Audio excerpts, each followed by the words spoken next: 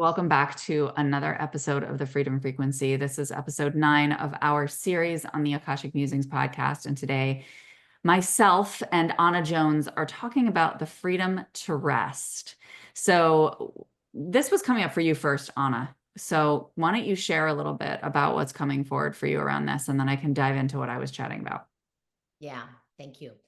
I think there are a lot of layers, as always, for the rest conversation. But one of the things that I was, telling you before we started recording was how there was a part of me that was feeling so exhausted, so tired that this part of me had to be bigger than all the parts of me that were programmed and wired to be productive, to be valuable, in which we, value, we find worth in society, right? Like I'm producing, I'm doing, I'm, going, I'm everything. Cause I was raised from a very like masculine, go, get, chase type of energy. Work. And so it's really interesting because I set a boundary for myself. Like I'm just like, I don't want to live that life anymore. And it has been quite an interesting and honestly very intense transition.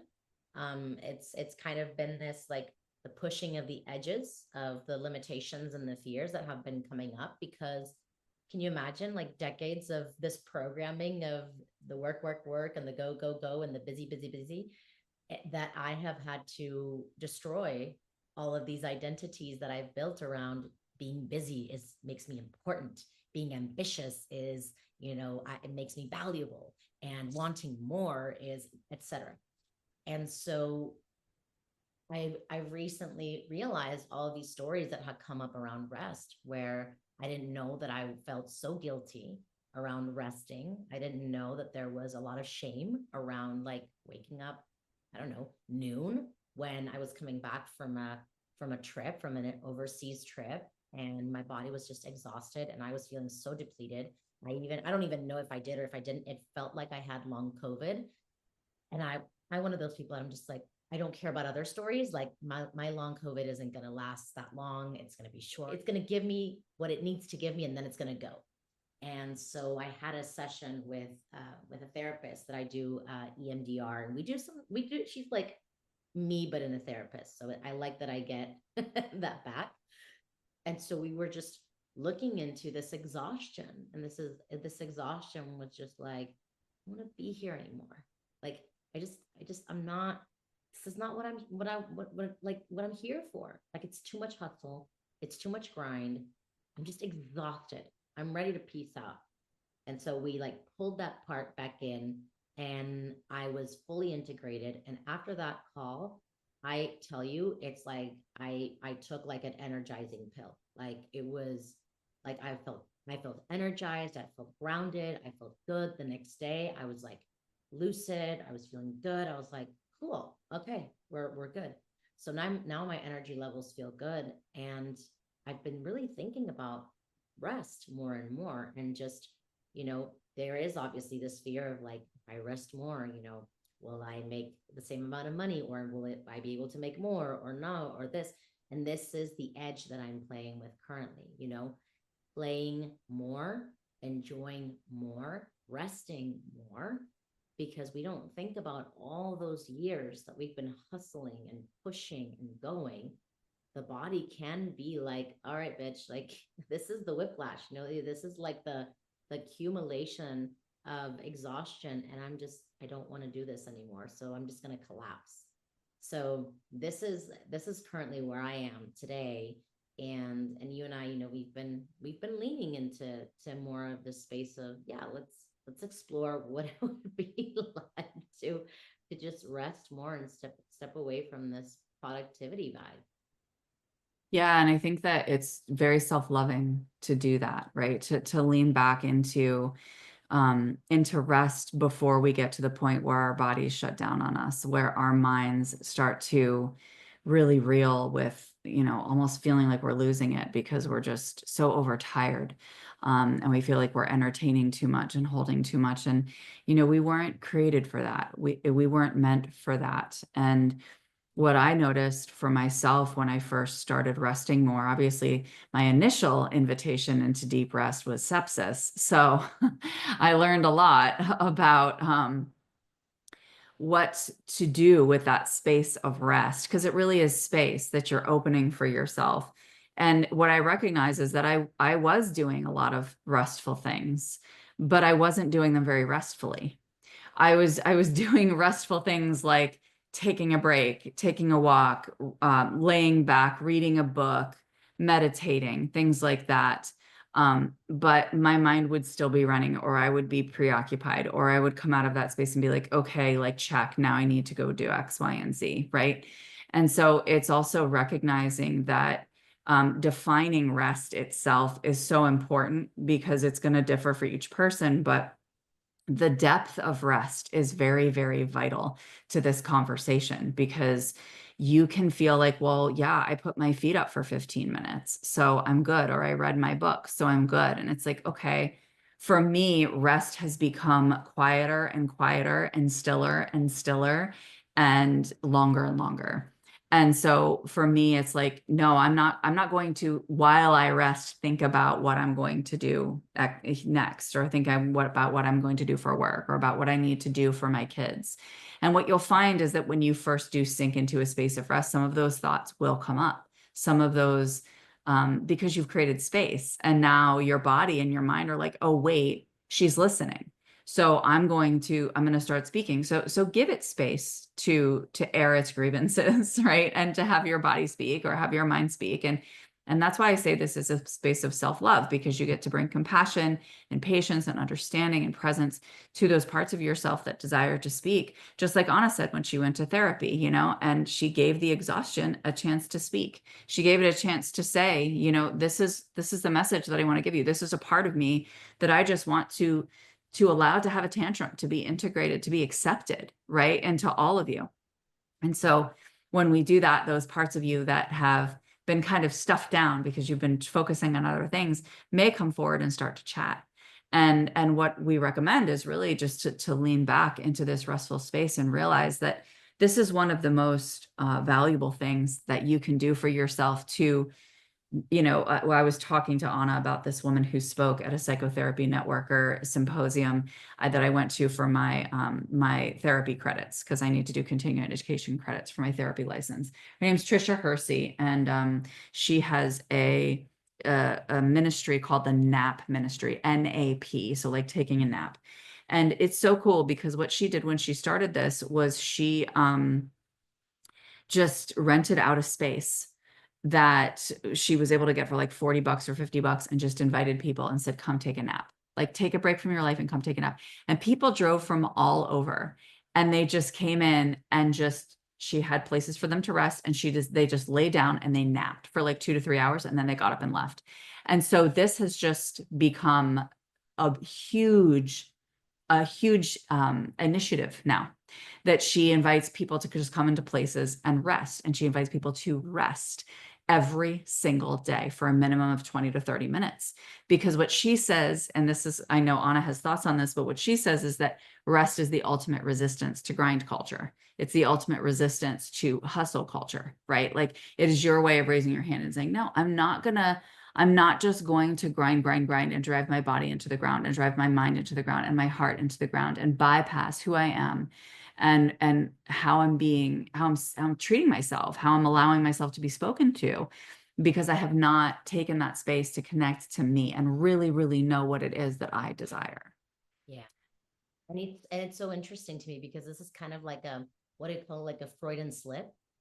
It's like, even in the title, there's still some kind of like energy that comes from the work, that comes from the hustle, like the resistance, right? It's like, why do we have to resist a movement? Why can't we just be like the choice, right? The choosing of the nap, the choosing of this, like that. Just because when I heard I was just like, that word, like resistance, like, you hear it in movies, and like you hear it in movies, and it's like resist, and I'm just like, my whole body just contracts, and I'm like, that doesn't make me, like, oh, like a nap is safe. My body doesn't feel, oh, napping is safe. It feels like, oh, like I don't want to go into this space versus like if you're telling me here like napping, you get to choose not to be a part of the hustle culture. Correct. You know what I mean? So I think that even there you can see, and this is not like, like coming down on her or anything, but just like this is even how you can see, like even in our language, when we're trying to get away from the hustle, from the grind, it's still so deeply ingrained within us that we have to use words like resistance, you know, uh, yeah, like Like we battle. still have to make rest productive, right? Like rest still has to be productive because it's resisting grind culture, right? Where it's just like, could you just shut the fuck up and rest for a few Yeah. minutes? And like, and it, but I think, and ultimately what she's getting at in the message is, right, is that like it's a choice, like you said, Anna, and we get to choose to rest. And again, however you define it for your energy and what feels most restful for you.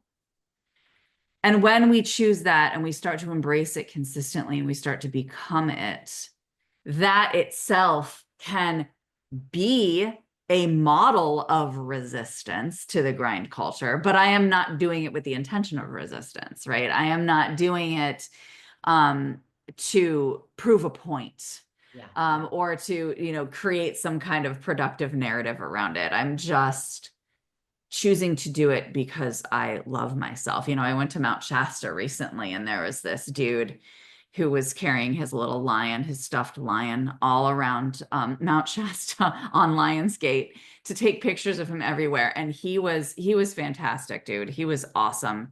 And he became our buddy while we were hiking. And one of the things he said is just like literally I felt like I was in one of those like wizard adventures, like those Yeah. those video games where you go around and everybody gives you like little pieces of wisdom, like all over the mountain there would just be different people giving you different people's of Yeah. Yeah. Yeah. pieces of Yeah. wisdom.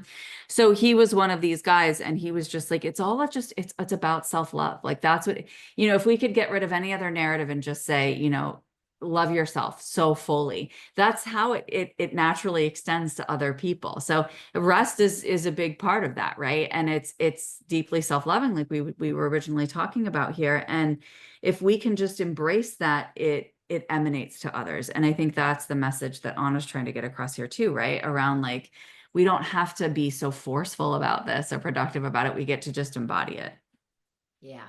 Yeah. And I think there is also like we're also so programmed and so trained to be productive that if you think about it, what I was even telling you before, we got on here, it's like, what what's it like to not be productive? Like, what does that look like? What do I do? Right? But what do I do? How do I be? Whatever.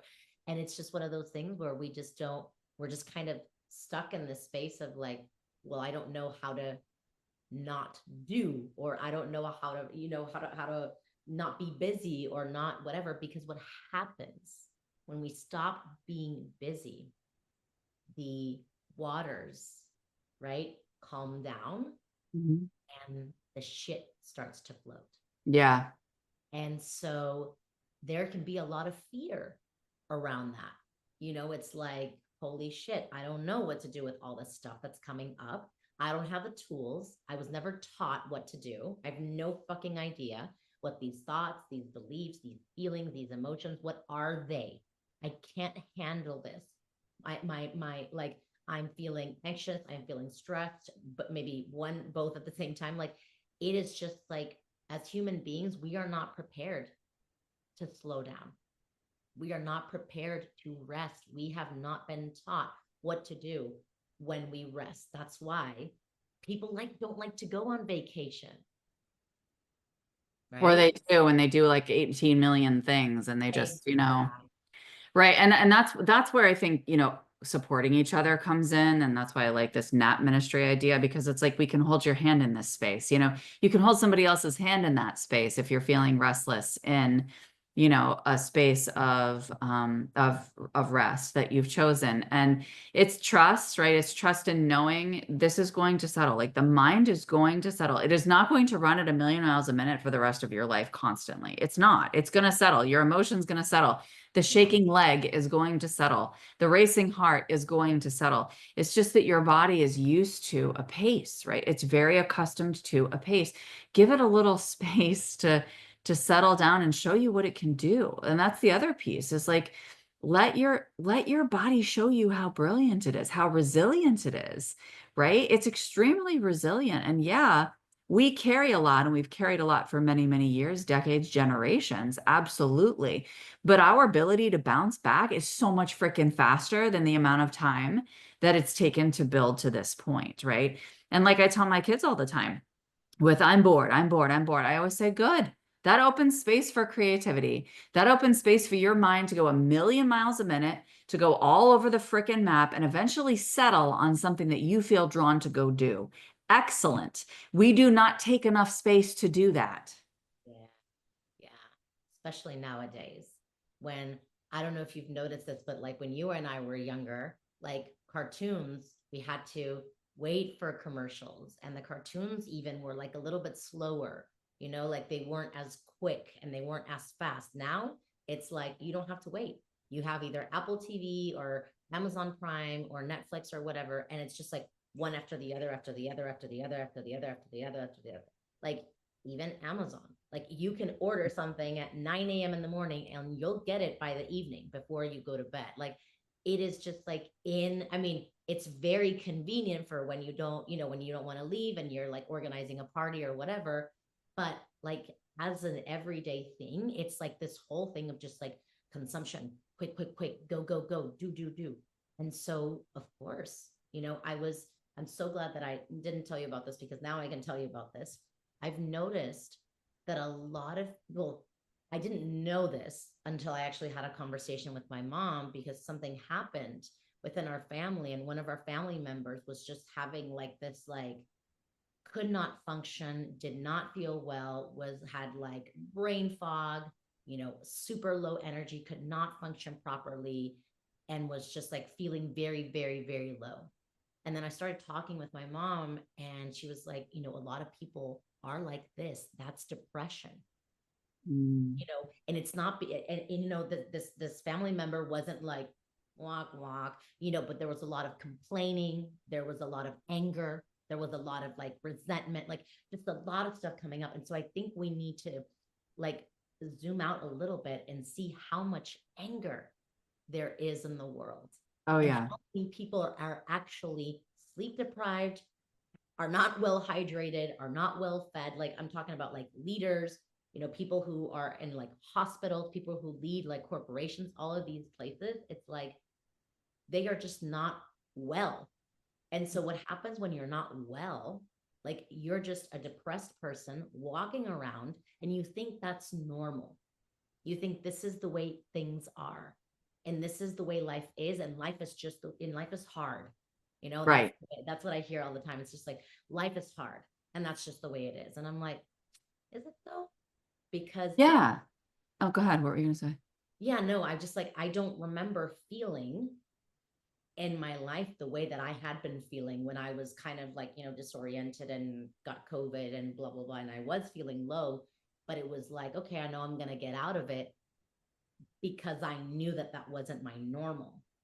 And then when I had this conversation with my mom, she's like, truth be told, what you are experiencing, plus, imagine like workload, children, this and that, responsibilities, all that stuff. She's like, that's how people live. Many people live on a daily basis and they don't stop. And I'm like, whoa. So that was like a mind fuck to me. Well, yeah, because their systems are overloaded. We live in such an overstimulating world as it is. I mean, just with what we're seeing and witnessing and receiving in our fields on a daily basis, not to mention daily life, like you're describing, and the inner agitation. You're talking about like they're not well nourished, they're not sleeping well. Absolutely. We can even talk about something as like as mild as a food sensitivity, right? That is agitating their gut, and it creates this irritation on the surface, or this, again, impatience, right? Like impatience with I need to feel better now. I need to feel better now. And so I'm going to go for the quickest fix to do that. And I also need other people and other systems to fall in line so that I can feel less stressed out. And so it is a responsibility to choose rest. It is a responsibility to choose presence with your mind and body, to listen to what's coming forward, and then to just be in space. That's it. Just exist, right? And appreciate that you do. Yeah. And this, I'm just going to share this one card that I pulled from Trisha Hersey's deck. She has a card deck called the Nap Ministries Rest Deck, 50 Practices to Resist Grind Culture. And this card says, there's no urgency, there's no perfection, I'm enough now. Deprogramming from grind culture includes a new relationship with time. There's always time to rest when you reimagine what rest can be. You must be subversive, inventive, and flexible. Rest is ancient. Your body is ancient. You're coming back to yourself when you rest. Keep coming back to yourself. And that is what people avoid. Like you said, Anna, is coming back to themselves and being with themselves. So that's why I say, hold somebody else's hands while you're doing it if you want to, until you get accustomed to this, but don't avoid rest. Don't avoid this presence with self because you don't know how, because there's been a lot of things in your life that you don't know how to do that you've learned, like riding a bike, like learning how to use a fork and spoon, right? And you've learned how to do them, and you've done so successfully, and you're at the point where you know how to access the internet and listen to what we're talking about right now. So don't let that be a reason to not step into trying this on for size, making it a priority. You know, to piggyback off of that, I think as adults, what I've seen a lot of adults kind of get into is too much in their head of like, oh, I'm not acing this. As adults, somehow we think that just because we're doing one thing one time, we need to do it perfectly, because we can't make fools of ourselves, because we can't be, rookies. And so I think it's like, okay, when you were a kid and you were crawling for the first time, and like, were you just like, oh no, that was a horrible crawl, I'll never do that again, that's so embarrassing? It's like when when you were walking and you fell down, it's like, oh my gosh, I can't believe I fell down, this is like so, like, you know what I mean? And so this is the thing, like, as we grow up, we feed these lies to ourselves that, like, oh, just because we're adults, we have to know things. Like, we have to know how to do them quicker, better, and like in like seconds. And that, Laura, like, I think that is really just taking us away from like being curious and stepping into like this place of like wonder and awe, and just like, what if I go and try out like tennis? What if I go and play golf? Like, who fucking cares if you don't know how to do it? That's why you're going to learn. That's why you're experimenting. That's why you're trying it out, right? But we're still so wired to like care about, oh, this person's looking at me or they're laughing at me, when that, they may not even be looking at you or laughing at you, but it's because you are thinking that that's what it looks like. So I just really, like you said, there really are no excuses, only the ones that you're making up in your head. And so if you're listening to this right now, I would say try something new, something that it excites you. I was thinking about the word turn on. And I was like, this word, Abraham Hicks says it a lot. Tapped in, tuned in, turned on. And on Thursday, when I went to this event that I was, sharing to Laura that I went to with my boyfriend, I was like turned on. Like, I literally felt like there was a fire inside of me that was like that, just like was ignited. And I think that you hear all these things, you watch all these reels, you listen to all these videos, but you don't actually get it until you experience it. because I've heard so many times, do what lights you up. I was like, what the fuck does that mean? And when I was lit up, I felt like my body was turned on, like somebody like turned a knob and the light inside me just expanded and grew. I was like, oh, this is it. This is how I know what lights me up. Correct. And it's funny because I just had one of my Akashic Record certification students just did her final reading for me this morning. And it felt so good. I love receiving from it's just from my clients. It feels so good. Anyway, and so, yeah, she was talking about this concept of just, allowing yourself to feel bigger, right? To feel bigger than you already are. And it's not just like, oh yeah, that feels good. Yeah, okay, I can go do that. Yeah, that feels nice. But it's like what really, really lights you up.